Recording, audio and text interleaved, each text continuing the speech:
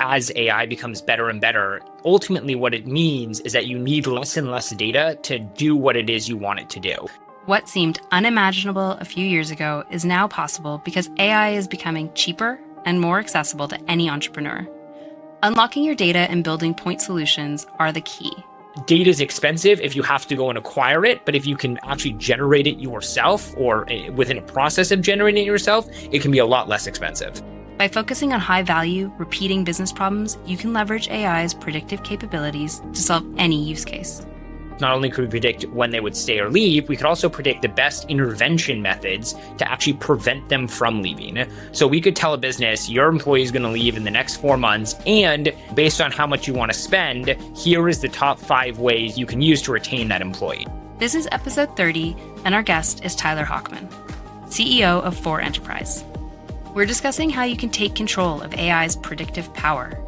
This episode is a roadmap for product teams and entrepreneurs looking to unlock their data's disruptive potential. In this episode, we cover the focus on AI's immense data structuring capabilities, hacks to get the data needed to train your model, why entrepreneurs should focus on building point solutions, that AI can predict when you'll quit your job and how to keep you, how data privacy is becoming a major differentiator of workplaces, and how OpenAI collected so much data to train their model. We start to see it with like Amazon and some of these very large tech firms where employees were actually deterred from working at that business as a result of their data collection policies and went to a different tech firm that promised different data collection policies. Tyler Hochman is the founder and CEO of FORE Enterprise, an AI workforce analytics platform that predicts which employees plan to leave their jobs and recommends strategies for retention. Hochman, who was recently acknowledged on Forbes 30 Under 30 list for social impact, is at the forefront of AI innovation. Prior to founding FORE Enterprise, Tyler founded multiple consumer and B2B apps and companies such as TH Analytics, Vela, Modern Memoir, and SafeStop. Tyler holds a Bachelor's of Science in Management Science and Engineering from Stanford, with a focus on data science and finance. Thank you for listening to the Design of AI podcast. We provide a pragmatic and practical deep dive into what AI can do and how it's transforming industries. We help designers, researchers, and product managers excel in a rapidly changing future. Please make sure to subscribe to our Substack to never miss an episode. On the Design of AI Substack, you'll also receive more strategic insights and recommended products. It's designofai.substack.com. Welcome, Tyler. We've just been chatting. So you talked about these data pipelines. You talked about collecting all kinds of information and coming up with all kinds of solutions. Now, this is really interesting to us because one of our top episodes ever was Spotify's data guru. He came in and told us that a lot of the assumptions we had about AI were wrong, that there's certain ways to use it to process and analyze data that perhaps we've been getting incorrect. What's your philosophy to data pipelines and what AI can do for us? Yeah, I think AI is a tool in a toolbox that means that it's only as good as you make it. A lot of people potentially miss the mark on that because they search for it as a one-stop-all solution. And there's a lot that goes into what we consider AI, what powers AI. And FORE, which I founded and am the CEO of, is a great example of we created a tool about 3 years ago that was a workforce analytics solution that was predictive of telling employers exactly when their employees would turn over, even often before those employees themselves knew it. What was interesting about it is we made this really cool tool, and then we realized that we would go to businesses, they'd be like, we want the tool, amazing. In order to power the tool, we need certain access to certain data internally that the business has. For most of the businesses, and I'm talking 90% of them, they did not have the right data infrastructure and data architecture to just give us the data necessary to power that tool. So then what we ended up doing is we ended up being like, okay, well, we'll build that for you. That way we can get to the tool. And after we did it time and time again, we realized, wow, most people want AIify their business. That's a big mission-driven obligation that businesses are facing right now, but they actually don't have the correct data architecture and infrastructure necessary to do that. And so that's how we swam a little bit downstream and started building that for businesses. And then once that's developed correctly, there's a whole host of amazing things you can build on top of it that are cutting edge and super cool. But the foundation, which I think, isn't necessarily talked about a lot, is like this really sophisticated architecture. a lot of the people in this world are not operating at the enterprise level. They're not really using first-party data in the ways that they probably could. They probably haven't structured in the right ways. What is it that Fortune, 500 or Fortune 100 companies can do that the next 2,000 can't, but might be able to do soon? Their internal data is large enough to train a lot of what they need in terms of the tools they're creating.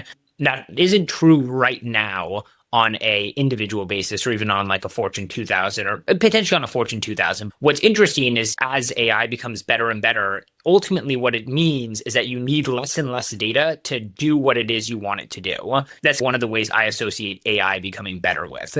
And so eventually what that will mean is even on the individual level, you can make AI very useful for you. And it already is. If you go to ChatGPT, it already can tune itself a little bit to the way you ask questions and what type of answers you want. And that's solely based on, by the way, the open source data they have, and then your interaction with the tool. But as the tool gets better, you need to interact with the tool less and less and less for it to know exactly how you think and how you do. That's what I associate AI getting better with. And the differences that I see between a Fortune 500 company that has access to a ton of internal data and also the cash flow to support it, right? And this is a big thing I talk about, which is it's expensive. And I think that companies don't think about that. Like, it is expensive to set up a proper data architecture to actually make it useful for your customers and for your business. And so Fortune 500 companies have the cash flow to support it, and then they have the data to actually make it useful.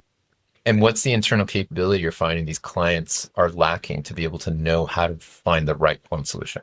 How can you get them closer to reality, and what should they be doing in the prep work to be able to get closer to what's achievable?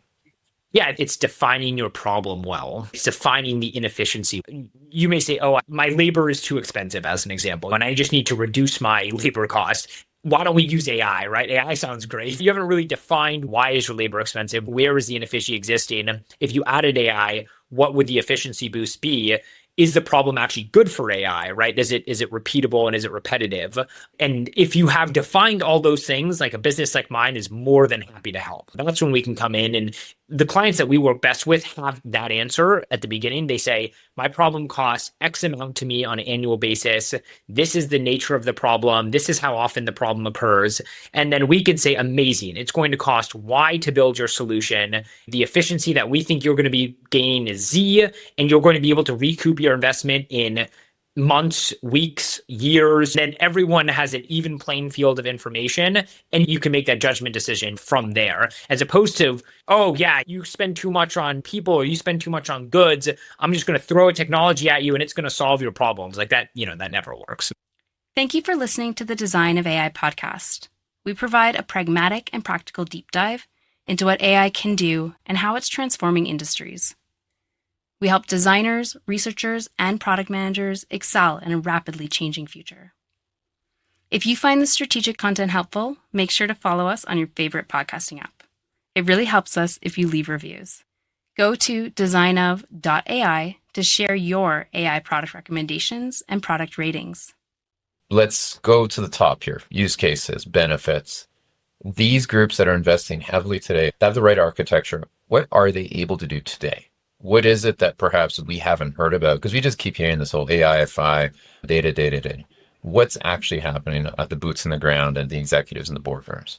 I can talk through a number of use cases that our pipelines have been used for. The first one I was mentioning earlier is workforce analytics. And so the HR space was typically and historically not necessarily a space that's had a lot of data revolution, so to speak. One of the ways that we started is we were actually able to use a combination of internal data, only internal data that employees knew was already being tracked, so there was no data privacy concerns, and then external data, and actually then predict which employees would stay or leave at that business over certain timeframes. What that also meant is that we could predict it for teams, we could predict it for departments, and that was really cool. Is not only could we predict when they would stay or leave, we could also predict the best intervention methods to actually prevent them from leaving. So we could tell a business, your employee is going to leave in the next 4 months, and based on how much you want to spend, here is the top 5 ways you can use to retain that employee. So that's like a pretty cool use case and had a lot of traction. Another one that we built for a client was a AI fashion stylist. Imagine every day is your red carpet moment and you want to go and access a stylist that is typically very expensive with information that you provide in conjunction with kind of a scraping of fashion data across the web. We can actually start to associate outfits for you and predict based on your personality what type of outfits and what type of looks you want to wear. Another use case we did is we can't name the sport or the sports team, but holistically we work with sports franchises in order to do prediction and detection for everything from, and generally we use video analytics. So you record practices and games and those things, and then you use AI-enabled tools to identify scouting when you're trying to scout for a potential player that could fit well in your team, or actual real-time analytics, and you're trying to help a player adjust the way they're performing. So that's been a really cool application of the data pipelines that we built. I know our audience are generally people who are either building tools or working for groups that are trying to leverage these technologies. And a lot of what you're talking about sounds similar to the big data revolution that happened 8-10 years ago. What's different this time? Is it just that there's more horsepower, or is there something significant that's happened? When people talk about AI, what I think currently the best use case for true AI is actually sorting and structuring data. And it's not very jazzy, it's not very sexy, but essentially when you get unstructured data and you need to make it structured to then go and power one of these tools, AI is very good at that. It's very good at mapping between unstructured and structured, and then literally changing it to be in the form that you need it to be in. And that's what I would say is different most recently, is that ability to do that has gotten incredibly strong. You know, you have all these really cool advancements coming out between agentic AI and all these different things that I do think will revolutionize. AI also faces a lot of challenges. There's hallucinations, there's all these different things that people talk about all the time. So in terms of what you can count on it, almost 100% of the time to deliver very well is, I believe, this structuring and formatting. And then we will get to all that really cool stuff. So the news headlines are dominated by Anthropic and OpenAI, and these groups are building these models. Now, do you see that the future will be dominated by those models, or will enterprises be building their own models on top of those using pipelines like yours? It's such a cool time because, you know, you had massively funded AI-driven businesses, and then you just had, I'm sure you're familiar with, like the DeepSeek, these companies that have been able to come out and do it, significantly undercutting the cost and building really efficient LLMs, almost as point solutions. Depends on how far you're talking down the lane. Eventually, do I think there'll be kind of these incredibly large LLMs or multiple LLMs that are able to really accurately answer all these questions that we're asking? Yes, I do believe that. Now, that might be, though, a while away. What I think will be coming out soon are actually point solutions. And to your point, they're LLMs or different forms of models that are trained specifically to address points of enterprises or points of consumer needs, and not so holistically, you know, ask me any type of question. Okay, well, let's go zoom in on some of these use cases. Let's start with the sports analytics one. It's the one that's the hardest to understand because there's so many variables in it. There's talent, there's luck, there's all these features in there. How do I convert this massive data set into an answer that's reliable? What is it that's happening under the hood in the case of your pipeline here?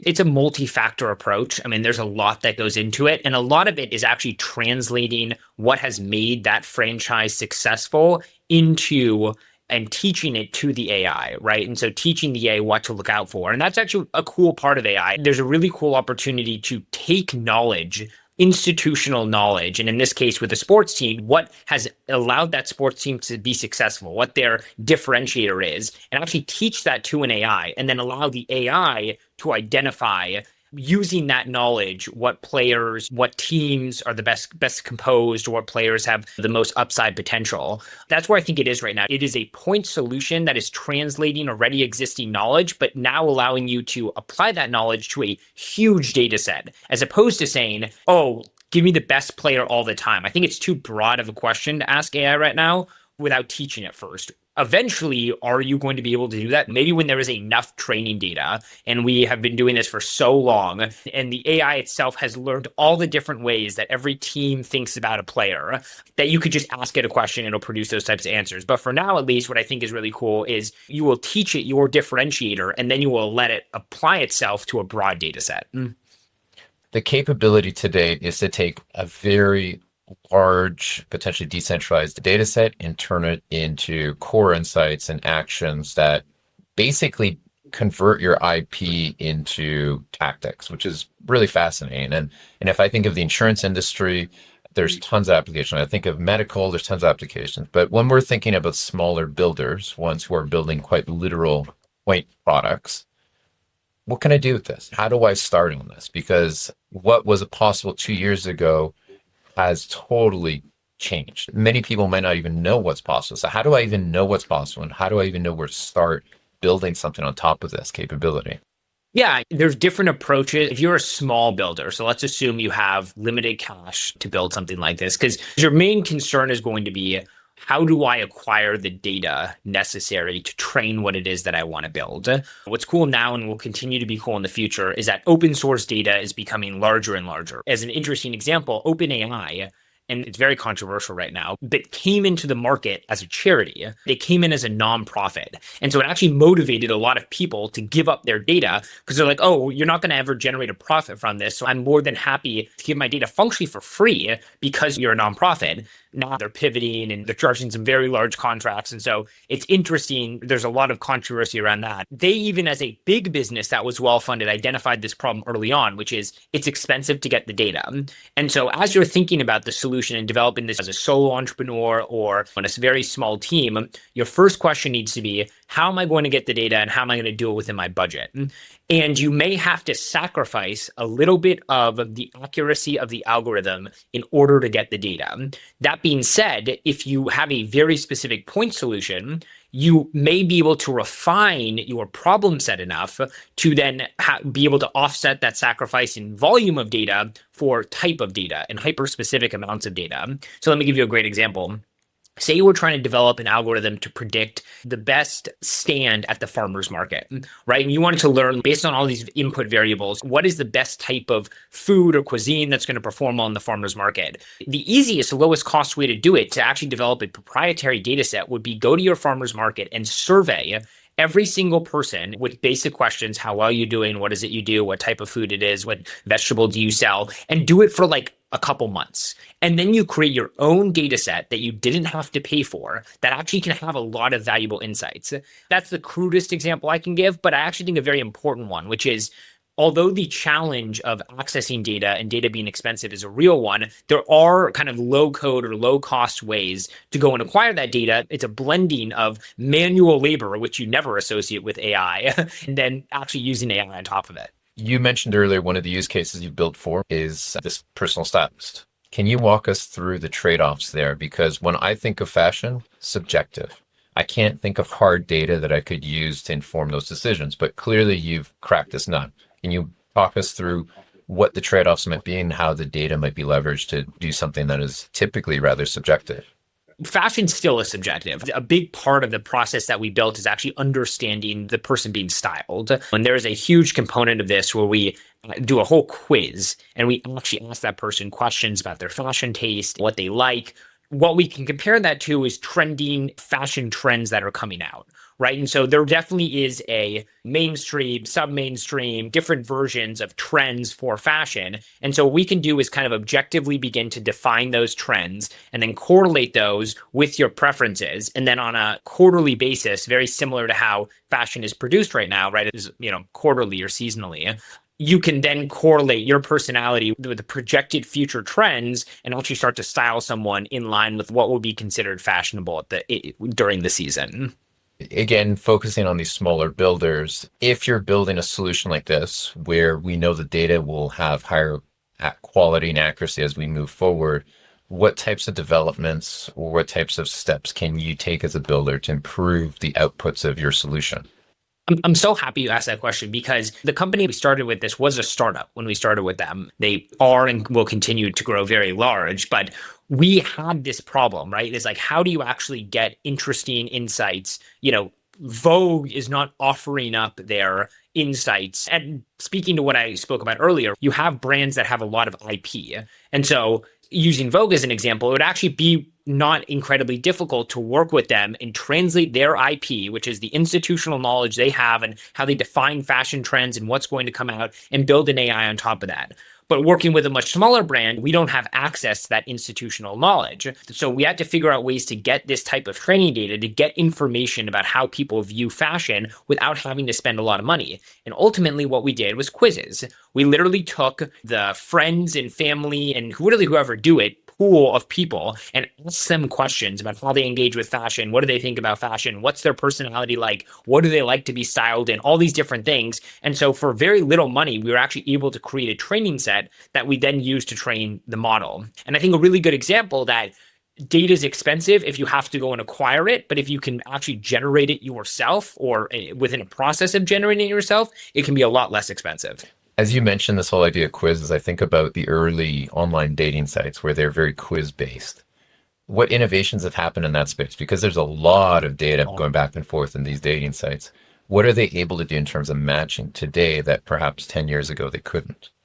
It's funny, yeah. So I actually started an app called Vela, and ultimately transitioned a little bit more to the personality wellness space. But it began as a dating app. And the assumption we had is that individuals create a massive digital footprint, even based off the Netflix shows you watch and the Postmates orders you do and all these different things. You're actually creating more and more data as we just are people who interact with the internet more and more. And so we thought if we digested that data on an individual basis, we might actually be able to understand people really well and then pair them, because a lot of synergy we see comes from, oh, you watch that Netflix show, I watch this Netflix show. Oh, you eat at this restaurant, I eat at this restaurant. You generally find relationships work with commonality.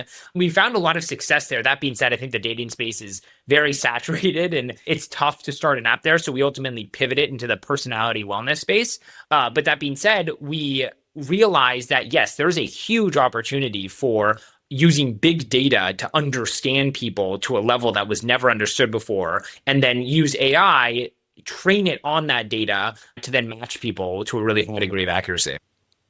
Now, what you're talking about, it all sounds wonderful, sounds great, but I can imagine there's a lot of flaws in a quiz-based model.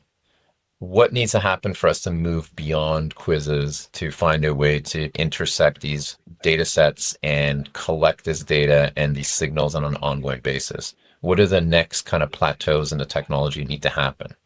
Well, it's funny. So Velo wasn't a quiz-based model. We actually only used your function, your social media, your video media, that data. There was no bias. And I think that's the problem with a quiz-based model, is that there's an implicit bias. If you ask me to rate myself on a scale of 1 to 10, I'm going to tell you a 10, probably, not particularly accurate, but it's just what I'm going to say because of the inherent bias, which is so true whenever it is you're talking about yourself.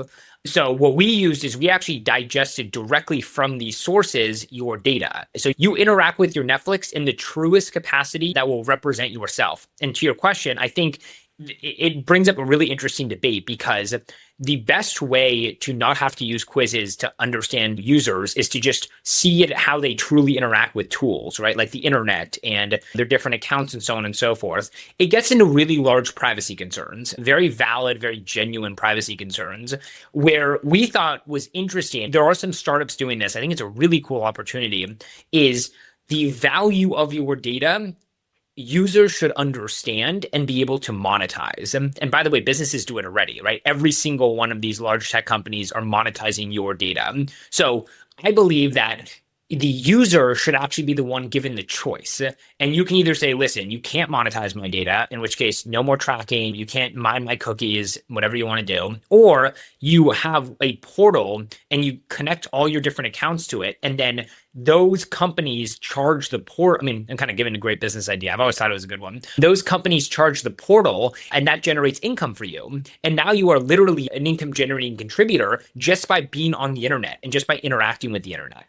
And so I've always believed that. That sounds a lot like some of the potential promises of Web3, where you're a tokenized entity and you have rev shares across the world. Why did it fail? Why is this not happening? Why are we giving everything away for free? there's a certain level of one, like sophistication that's necessary to execute that. For better or for worse, a lot of people don't necessarily understand its implications. And then the second one, I think, is there's no incentive for large businesses to do it. There's no movement that says, I'm not going to use Netflix anymore if Netflix gives out my data. And that, again, comes to the level of sophistication of understanding what's actually being happening behind the scenes. But going back to what's cool about AI and about like education AI example, which I'm a huge champion of, is that's democratizing access to education. And now I can learn not to the highest level of education, but to a higher level from lessons and courses and all these things. And as a result of that, better understand my position as it relates to these tech companies, data in general.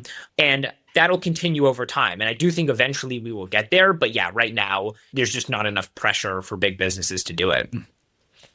It sounds like there's some big questions, big, conceptual ideas here. But when we think of architecture, we hinted at this idea of a mesh network, which was something that was pushed pretty heavily 5 to 10 years ago. This idea that I will do part of the task for you and I hand it off to someone else and hand it off to someone else and hand it off to someone else, and everyone collects a portion of the income and the cost. Now, when we think of AI, it is a fully centralized model. It's an oligarchy, really. What happened? How did we go from this really utopian idea that we're all going to share the internet to this one where, oh, well, it's just these 10 companies in charge of everything? I think so I don't want to just continually kind of criticize their approach. That being said, OpenAI were smart and they took this approach from that utopian belief in beginning this as a nonprofit, beginning this from and very strategically a charitable standpoint.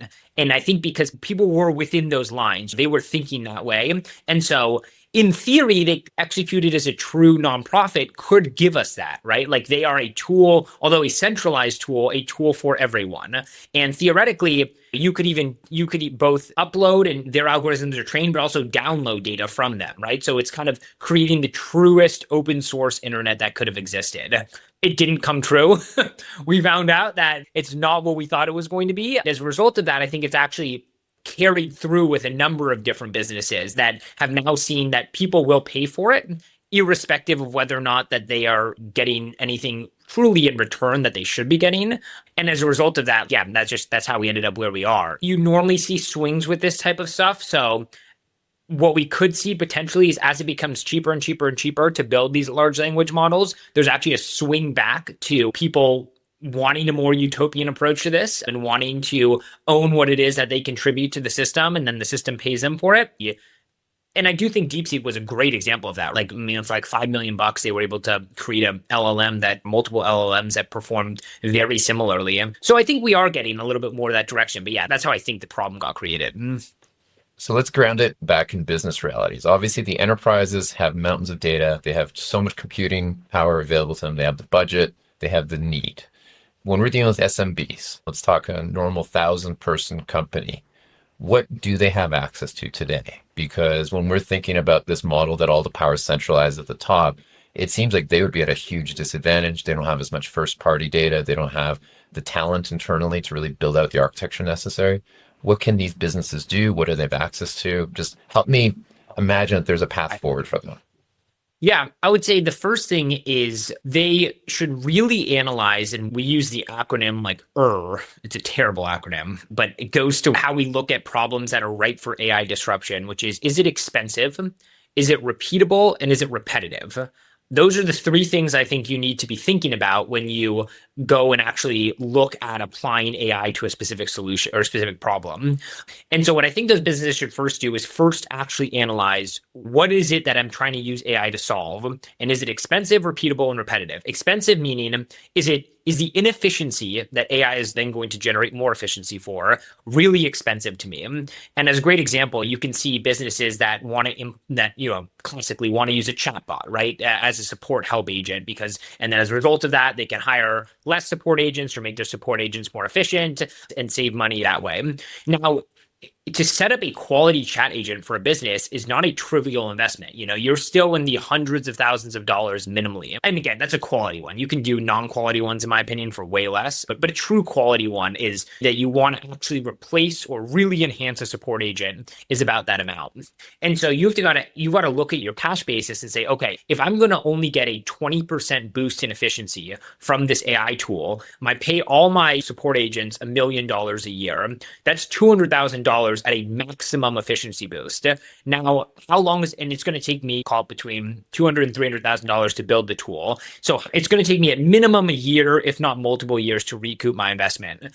You may say that's worth it. You may say, yes, I have the cash flow that can support that, in which case the problem is now expensive enough. The support agent one is a great example because it is definitely repeatable, right? You have the same people coming back. It's the same task every time, right? Go to a support agent and ask, how do I navigate this bug? How do I do this certain thing? So it's repeatable and it's repetitive. They're asking the same type of questions every single time. And so that's a great example. It's expensive enough where a business could very easily go and take a open source solution. You've got a variety of them, and then train it on their exact data, right? They've got a ton of data that is how do their customers interact with their support. And if they don't, the first thing they should do is start recording that data. Or as this example, how your customers actually are interacting with your support agents. Get the transcriptions, get the whole thing, feed it to the LLM, and now you have a very solid chat agent to now increase the efficiency of your support agents that solves for an expensive problem, a repeatable problem, and a repetitive problem.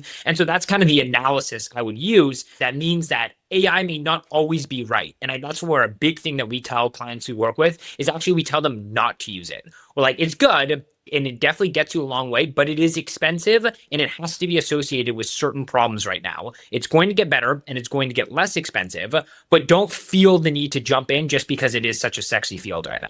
One of the big questions that I have when I talk to people about this is whether you should augment it or automate it. Now, to automate requires a lot of faith. You're basically just handing the keys over. But when I hear of a complex web of services and agents and such, I sometimes wonder whether we should use the AI to coach people, to support them, add the context necessary. How do you approach that decision of whether to automate or augment? I would say I probably lean more with you on augment. I generally feel that in order to automate, not to say automation is impossible, but going back to what I was talking about earlier, it would be extremely expensive. And the efficiency that you were trying to get, you might eventually achieve, but will take so long to recoup your investment that you're like, what was actually the point by the end of the day? I mean, it took me 5-10 years to actually recoup this investment. Augmenting allows for a human to be more efficient, which I think is what most good tools do. In the same way that as all these different technological discoveries keep coming about, we really don't have very many solutions that fully automate anything in a very candid way. You have certain robotics companies that one of them have actually invested in, Figure AI, and they are actually automating some of the warehouse type labor solutions in a fully automatable way. I mean, it's a robot doing it. Outside of that, really is, I think, best used as an augmentation solution. You brought up labor. Now, at the beginning, you're mentioning that one of the use cases that you're getting the most traction in is workforce analytics. That seems to be an area where there's a clear ROI. Businesses are focused on profitability, and as a result of it, they care about productivity. And we just talked about automation. Can you walk us through what your solution can do? How does it understand what people are going to do? Yeah, so we digest all different types of data coming from internally. Generally, the biggest indicators, although we take a ton of different types, are schedule adherence and utilization from internal data sources. Then we pair that with everything from census information to demographic information to location-based information.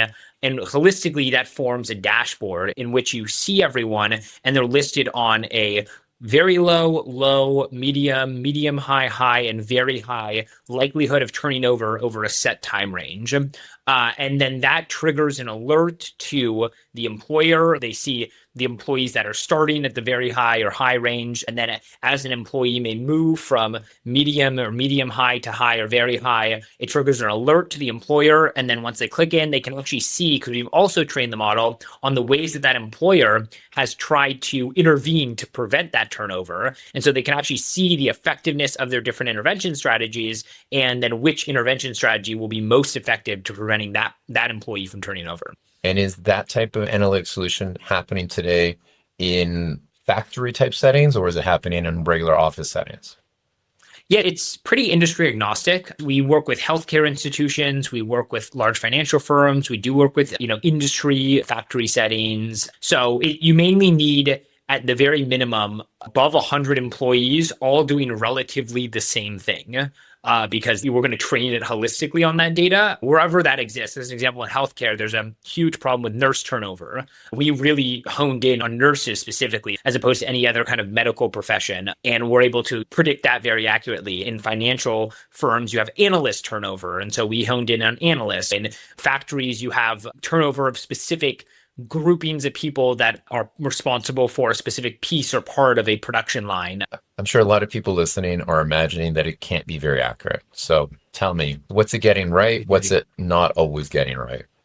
It is shockingly accurate depending on the time range you set and depending on how much data you're willing to feed. We actually had a product, we don't typically use it anymore, that was solely publicly trained.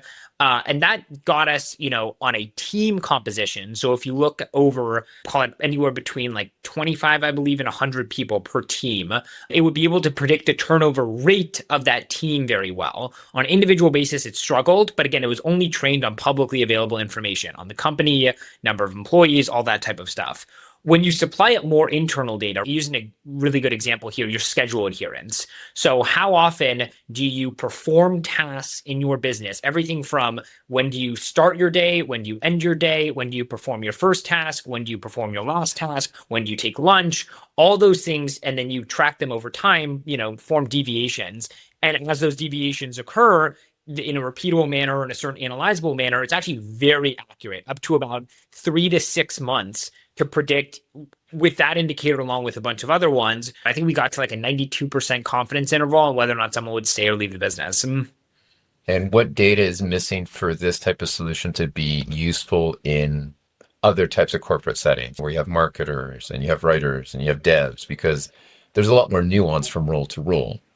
Yeah, the roles where KPIs are most standardly tracked are the roles in which it's most useful, as well as when there's a lot of people who do that role. If you work with too small a business, there won't be enough people. And if you go up the vertical chain of command at a business, the pools of people slim down and it becomes harder and harder to do. And so you're looking for generally the base or one level above the base at a big enough firm where there's at least 100 people performing that task and good KPIs that are tracking their performance. It seems like the same theme running through everything, which is AI is great at processing these big batches of data, but it has to be homogeneous in some form where the variance is very focused on some core KPI-centric things so you can associate them. Now, we're introducing this whole multimodal component, computer vision, and agents that can take screenshots of everything you're doing. Microsoft launched a tool like that with a lot of pushback. OpenAI launched one, Anthropic launched one. What's the future of workforce management now that these tools can actually monitor what you're doing all the time? It's a very interesting data privacy problem. Again, people have to realize what the problem is first. We are just becoming more educated on, first, the technology gets invented. No one really knows what it's fully capable of. We learn what it's fully capable of, and then we can form our opinion on it. And so people are still forming their opinions on it, and most of them are quickly. Ultimately, I think it's actually going to become something that's very important as part of an initial onboarding, or when you're thinking of joining a business. There will actually be large differentiators from business to business that might actually attract you to one or another. You will learn what businesses collect, and that may literally inform your desire to go to that business. And I actually think we start to see it with like Amazon, and some of these very large tech firms where there are a number of employees who, and the labor market's interesting right now, so not particularly right now, but a little bit before right now, where employees were actually deterred from working at that business as a result of their data collection policies and went to a different tech firm that promised different data collection policies. It's going to be a very interesting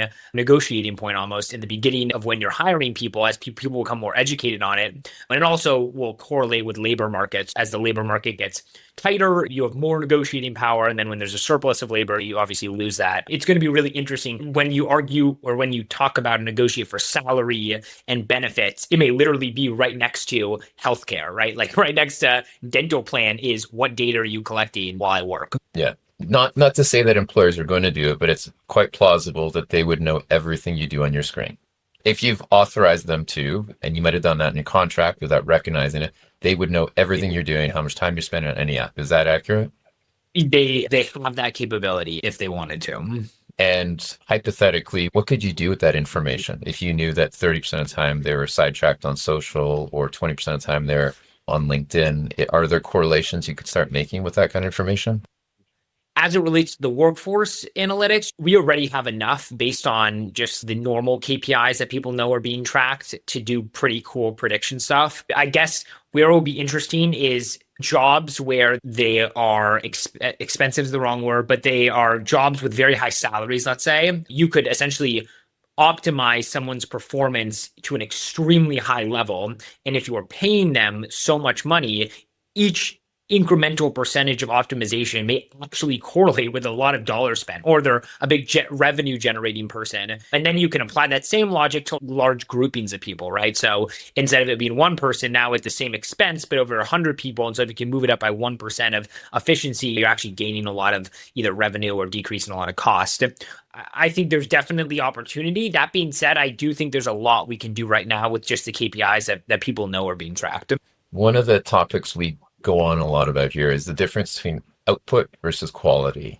And it's really hard to define a high performer who might slack off 30% of the time versus someone who's always on the job, but the quality of the work is pretty poor. What can we do to understand what good means? Because I know when we talk to designers, it's really, really hard to know what it means. You can associate to what the regression to the mean of what past work has been, but it's hard to predict what good will mean in the future. Are there tools, are there capabilities now to make those associations? There are tools that can analyze large amounts of data faster and better than before. What you can do with those is you can now start to define good or, a good performer in a way where you couldn't before because you just couldn't do those type of computations. It's too much data. So what we like to do actually is, certain clients wanted, let's say, a productivity score. But what we'd have to do is we'd work in depth with them to understand the institutional knowledge, and going back to what we were talking about earlier, of what they defined as, it's subjective, right? It's on a business by business case. And so what they defined as a good employee, and then we could train the algorithm to learn that and then recognize that across a ton of data. And so the more data you feed it, the more accurate it becomes, the more objective your determination is based on a subjective criteria of what good means. It's clear there's a lot of people working on some amazing data sets and processing those, but let's imagine the next round of founders. What would you build on top of something like this? How would you start on it? Because it seems like it used to be about, well, what API can I plug in where and what UI can I slap on it? But now it's a whole new cognitive framework you got to start with. So what would you do with this kind of workforce analytics as the base now? I'll answer that. Let's start with another question that I think is funny because I get this question a decent amount. And I think there's also another thing to be concerned about, which is once you build something good, and especially if you build it on top of one of these large OpenAI LLMs or even the Google LLMs or Anthropic, like whoever you want to talk about, you're at a risk for you can only be so good until they see you're good. They patch the next version and then they've completely cannibalized your business. And ChatGPT did that so well. You've seen all the different ChatGPT versions. What most people don't know is a lot of them are driven by and they don't even go and acquire it. They just re-update the technology to be able to incorporate that use case. So back to your question earlier too about how do you compete against these big guys? I think you need to have extremely strong point solutions. You need to really really own what it is you do and narrow your scope enough to where there's no way ChatGPT is going to go to your local farm or OpenAI is going to go to your local farmers market and collect the data necessary to inform your farmers market's point solution of the best stand out there. You're going to do that though, and that will prevent them from doing it. Got a little sidetracked there, but I think that's a concern you have to think about as you develop these solutions is once they get really good, they'll just be replicated by the underlying company that powers the tech. In terms of what I would be building, again, I think the most successful application of it right now is in data cleaning and data structuring. And so I think if you went to a lot of businesses, small businesses, and just said, listen, I will clean and structure your data. So it's expensive. And so I would actually pool together a lot of businesses. I actually had this idea the other day. Go to like 100 of your local grocery stores because they've got a lot of really cool data about the inflow and outflow of produce and different things like that. And say, I want to put you guys all together and I want to create you a very powerful infrastructure management tool based on your data. It's going to predict when fruit is going to go bad. It's going to do all that stuff. And we're going to go all together in this. And then I'm going to clean and structure that data for you. And then they'd pay me a subscription amount to be a part of this tool. And I actually think that tool would work really well if you kind of coalitioned 100 grocery stores, and now you could tell them when produce is going to go bad or not bad, or when a consumable is going to sell or not sell. And that's pretty hard for a big company like that to copy. It's a very specific point solution. So it seems like the point solution space is where to go. And it seems like it's still competitive, but nonetheless some cool opportunities. Now, if we look at the top of the food chain, there's a brewing battle between the Salesforces, the Googles, the Microsofts to be that agent of record, the one that spawns all these tools for you. What do you see happening at the top there? Who's going to be the one to unlock the corporate data sets? Man, I wish I know too. We use Google a lot. We're a big fan of the GCP suite. We work very closely with a lot of their key stakeholders in BigQuery. We're also familiar with the Elasticsearch team and have worked closely with some of their key stakeholders. And I like the way that the Google suite integrates with other search-related products. I don't necessarily have an answer on that one. There is a poaching going on, and you're seeing this a lot of people who are very good at this and who are advancing the frontier very well. And they're kind of getting poached from all different places and going all different other places. It seems like there's not enough space for all of them at the same time because they're all trying to own the same area. But looking at the solutions that are out in market right now, what are some tools that you're excited about, ones that you're blown away that they're doing this type of work right now? It could be small guys, big guys. What's exciting you? Yeah, there's a couple different companies. From the big guy side, again, we're fans of the GCP suite. So we like BigQuery a lot. We like what Elastic's doing at Elasticsearch. There's a small guy that I've gotten to know called Terzo. It's a really cool AI firm that digests your financial information and then can do a lot of your vendor management. What I think is cool is that there's a lot of loss of value in contracts. And I actually had a mentor once who told me that the differentiator is he just read the contract. He wasn't even a lawyer. No one really you kind of just send your contract to your lawyer and then your lawyer takes a shot at it. No one actually really reads it. And I think it's intimidating, right? It's intimidating to interact with a contract because it speaks a language that you're not necessarily familiar with. And there's a lot of fine points in there. And so they're a company that actually helps large businesses digest these contracts and see if there's opportunities for vendors and different things within these contracts. Speaking even to small businesses, though, I think there really is a cool opportunity there to feed, and you can do this with ChatGPT, feed contracts to and you can use it with Terzo too, but feed contracts to an LLM and then ask it questions. Like I'm really interested in the documents as a service business, documents that talk to you. I think the opportunity is where there's inefficiency, and there's inefficiency because it's intimidating. And so if you had an ability to interact with these documents in a way that wasn't so intimidating, you might actually reduce a lot of that inefficiency, be able to really take advantage of them. A lot of the people listening are new to coding. They felt like they've been excluded by this world, but obviously there's a lot of buzz about vibe coding and no code and all this. How would you recommend these sorts of people get started in this world and take advantage of what's happening? Yeah, I'm glad you brought that up because I do think it's a really good application of, it's unsurprising, right? The tech people built a solution that's really good for the tech people. It is a really good application of the technology in helping people who have no coding background get started and actually build things. What I would say is that you can go and ask most of these providers, produce me code that will do X action. That code isn't necessarily without a doubt, will not be the best code you've ever seen. but it is a great starting place, especially as we talk about kind of that democratization of education. There's so much you can learn from this that you can get to a junior to intermediate level of coding just based on that. Now, in terms of taking it to that expert level and really being a force in it, there are some skill set requirements you need outside of just interacting with a chat agent. But for sure, to get to that like junior level where you start to feel comfortable with it, just interact with the tool and ask it questions, and it'll go pretty far.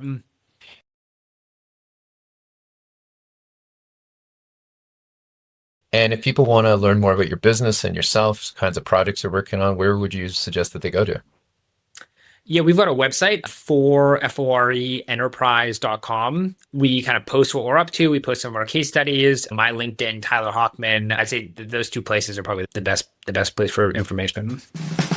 This episode was hosted by Arpi Dragfigueredo, founder and principal strategist of PH1 Research, and Brittany Hobbs, VP Insights at Huge. Please make sure to subscribe to our Substack to never miss an episode. On the Design of AI Substack, you'll also receive more strategic insights and recommended products. It's designofai.substack.com.